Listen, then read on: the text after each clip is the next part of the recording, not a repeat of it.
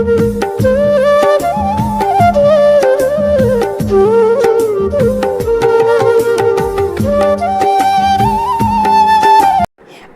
ভিডিওটা সকাল থেকে স্টার্ট করলাম চা করা থেকে। তো হাই বন্ধুরা, কেমন আছো তোমরা সবাই? লিসা লাইফস্টাইল ব্লগে তোমাদের সবাইকে ওয়েলকাম। তো সবাই ভালো আছো তো? কমেন্ট করে জানিও কিন্তু। তো দেখো, আজকে আমি দুধ চা করছি। আমাদের তো চা হয়, র চাই হয়, দুধ চা অতটা হয় না। আমি তো চাই খাই না অতটা, আমার ইচ্ছা হলে খাই। তো আজকে ভাবলাম একটু চা খাই, দুধ এনেছিলাম, দুধ চা করছি। দেখো, আর দুধ চা খাবো বলে এই কাপগুলো বার করে নিয়েছি। এই কাপটার মধ্যে দুধ চা খেলে জানো মনে হয় মাটির ভাঁড়ে চা খাচ্ছি এরকম লাগে। তো কাপটা ধুয়েছিলাম, একটু জল ছিল, জন্য জলটা ফেললাম। তো দেখো আমার চাটা ঢালাও হয়ে গেছে। এবার আমি একটা প্লেটে নিয়ে নিচ্ছি চা আর টোস্টটা বার করে নেবো। বরকেও দিয়েছিলাম চা আর টোস্ট বিস্কুট, ও খেয়ে দোকানে চলে গেছে। আর এখন আমিও চাটা খেয়ে নেব। আমার তো ঘরের কাজবাজও হয়ে গেছে, যেহেতু তখন বর ঘুমায়। আমি সেই মুহূর্তে ঘর মোছা এইসব কাজগুলো সেরে নিই, কেননা ঠাকুরকে ধূপ দেয়। বাসি ঘরে গিয়ে আর ধূপ দিলে ভালো লাগে, ওই জন্য আমি আগেই কাজগুলো সেরে নিই, সেই জন্য কিছু শেয়ার করতে পারিনি। তো দেখো আমার চা টোস্ট কি সুন্দরভাবে নিয়ে নিয়েছি। আর আমার বিছানা গোছানোও হয়ে গেছে। তো দেখতে পাচ্ছ, আমি বিছানাটাকেই তো সুন্দর করে গুছিয়ে নিয়েছি। তো এই কাপটা কেমন লাগলো জানিও কিন্তু। আমি নিয়ে যাচ্ছিলাম, নিয়ে যেতে একটু চা পড়ে গেছে। তো দেখো, আজকে তো সেভাবেই ক্যামেরার সামনে এসে কথা বলাই হয়নি, এই ফার্স্ট টাইম এলাম। আজ একটু বিজি ছিলাম, যেহেতু আজকে বাড়িতে হচ্ছে বিরিয়ানি। তো জানোই বিরিয়ানি করতে কতটা ঝামেলা হয়, কত কিছু জোগাড় করতে হয়। আমি তো একাই জোগাড় করছি। জোগাড়টা আমি একা করেছি, কিন্তু রান্নাটা আমার বর করেছে। ও বিরিয়ানিটা বেশ ভালোই করে। আমরা হোমমেড বিরিয়ানি করি, মানে বাড়ির চাল, মানে যেই চালে আমরা ভাত খাই সেই চাল দিয়ে আমরা বিরিয়ানি করি। আর আমরা কেওড়া জল, গোলাপ জল, ওইসব আতর এইসব কিছু আমরা ইউজ করি না। জাস্ট সিম্পল যেমন মাংস ভাত, ওটা বিরিয়ানির সাথে চালের সাথে মিশিয়ে ওরমই করি আর কি। ওটাই আমার ভালো লাগে। আমার দোকানের বিরিয়ানির চেয়ে আমার মনে হয় আমার ঘরেরটাই বেস্ট। আমি ঘরের বিরিয়ানিটাই খেতে ভালোবাসি। তো আমাদের মাঝে মাঝেই বিরিয়ানিটা বানানো হয়। হ্যাঁ, দেখাবো, নিশ্চয়ই দেখাবো। কিছু কিছু ক্লিপ নিয়েছি, তো সেগুলো তোমাদের সাথে শেয়ার করব। তো দেখো, এখন আমার স্নান হয়ে গেছে, আমি একদম ফ্রেশ হয়ে বসে আছি। এখন আমার রান্নাবান্নাও হয়ে গেছে, পুজো করাও হয়ে গেছে, মানে ধূপ দিয়েছি। পুজো মানে আমার তো শুধু ধূপ দেয়, আর তো কিছু না। আমার বর একবার সকালে দোকানে যাওয়ার সময় দিয়ে চলে যায়, আবার আমি স্নান করে আমিও আরেকবার দিই। আর তো এখন বসে আছি, এখন আর কিছু কাজ নেই, যেহেতু রান্নাবান্না হয়ে গেছে। বর বিরিয়ানিটা করে ও আবার চলে গেছে। আমি যেমন টাইম বলেছিলাম সেরকম অনুযায়ী বন্ধ করে দিয়েছি। তো চলো পরে আসছি।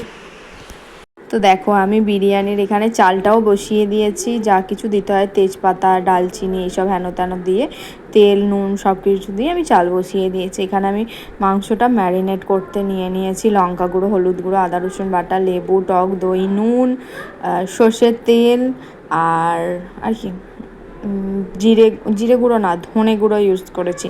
আর এভারেস্টের এই চিকেন বিরিয়ানি মশলাটাও দিয়ে নিচ্ছি। দিয়ে এবার আমি এখন ভালো করে মেখে নেব আর কি। ওই বিরিয়ানি মশলাটাই এখন দিচ্ছিলাম আর কি। দেখো, ভালো করে মেখে নেব। মেখে এখন আধা ঘন্টার মতো রেস্টে রেখে দেবো বিরিয়ানি, যেহেতু ততক্ষণ আমি ব্রেস্তা, আলু এইসবগুলো ভেজে নেব। তো চিকেনটা আমি এখন ম্যারিনেট করে রেখে দিচ্ছি।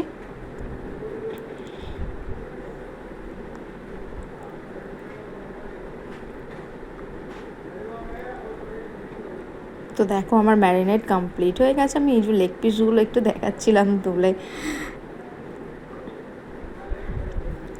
তো দেখো, আমার ভাতটাও রেডি হয়ে গেছে। হ্যাঁ, আমরা ঘরের চালে, মানে যে চালে ভাত খাই সেই চালেই বিরিয়ানি বানাই। আর এখানে দুধটাও রেডি করে রেখেছি, ব্রেস্তা, আলু সব কিছু রেডি করে নিয়ে একবারে বসে গেছি লেয়ারিং করার জন্য। ঘি সব কিছু। আর এই যে দেখো চিকেনটা কেমন দেখতে হয়েছে বলো। চিকেনের মধ্যে আলু দেওয়া হয়ে গেছিলো, মানে আলুটা যেহেতু একটু সিদ্ধ হয়ে যায়। চিকেনটা দেখছো কত সুন্দর হয়েছে দেখতে। এটা আমার বর বানিয়েছে, আমি বানাইনি। মানে বিরিয়ানিটাই পুরোটা আমার বরই বানিয়েছে।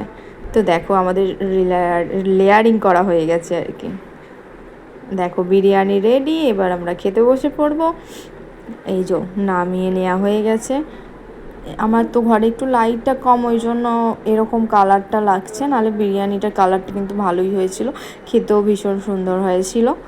আর এখানে পেঁয়াজ কেটে নিয়েছি একটুখানি, পেঁয়াজ আর এই যে বিরিয়ানি, ব্যাস আর কিছু চাই না। আমার দোকানের বিরিয়ানির থেকে বললামই না, আমার ঘরের বিরিয়ানিটা বেশি ভালো লাগে। হুম।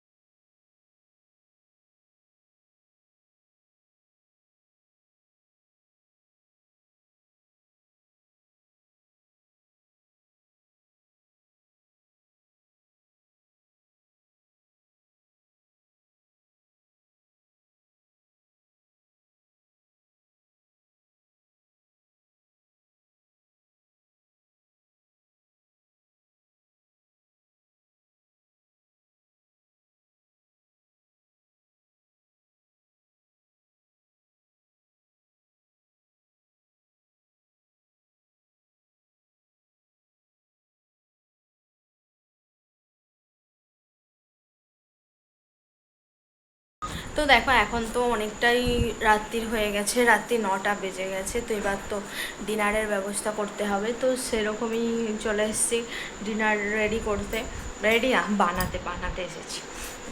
তো আজকে করছি পরোটা করব আর সাদা আলুর চচ্চড়ি, যেটা মানে আমার বর তো আলু পছন্দই করে না, এই আলু চচ্চড়িটা হলে ও খায় আর কি রুটি দিয়ে, নাহলে আলু অতটা খেতেই চায় না। আমি ময়দাটাও মেখে রেখেছি আর আলু চচ্চড়িটা বসিয়ে দিয়েছি। তো চলো দাও তোমাদের দেখা। তো দেখো এখানে আমি ময়দাটা মাখিয়ে রেখে দিয়েছি, এখন ঢাকনা দিয়ে কিছুক্ষণ রেখে দেবো। আর এখানে আমি আলুর চচ্চড়িটাও বসিয়ে দিয়েছি, এবার ওটাও চাপা দিয়ে দেবো, ফুটে গেছে যেহেতু, এখন গ্যাস কমিয়ে দেবো। এটা এখন হতে থাক, সিদ্ধ হলে তারপর নামাবো।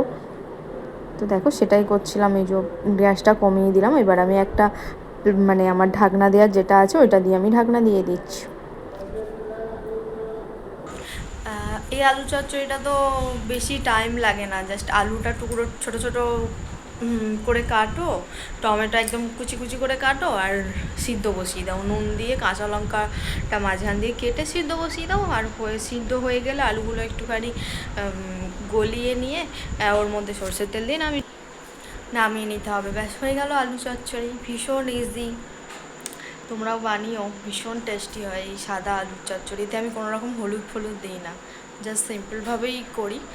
তো এটাই আমার বর খায়, ওকে বলছিলাম যে আজ একটু আদা রসুন দিয়ে আলুর তরকারি করি, না না এটাই ওর, এটাই পরোটা গরম গরম পরোটাটা ভাজবো, যখন আসবে তখন গরম গরম ভেজে দেবো, আলু চচ্চড়িটা করে রেখে দিচ্ছি। তো চলো পরে আসছি। তো দেখো আমার রাতের ডিনার বানানো হয়ে গেছে, এই যে পরোটা আর আর এখানে এই যে আলুর চচ্চড়ি, এটা আলুর চচ্চড়িই তো বলে, হ্যাঁ আমরা তো আলুর চচ্চড়িই বলি। তো দেখো এখন আমি খাবারটা রেডি করে নিচ্ছি প্লেটের মধ্যে, মানে থালার মধ্যে খাবো বলে রেডি করে নিচ্ছি। কত সুন্দর দেখতে হয়েছে দেখেছি, আর এই আলুর চচ্চড়িটা ভীষণ টেস্টিও হয়।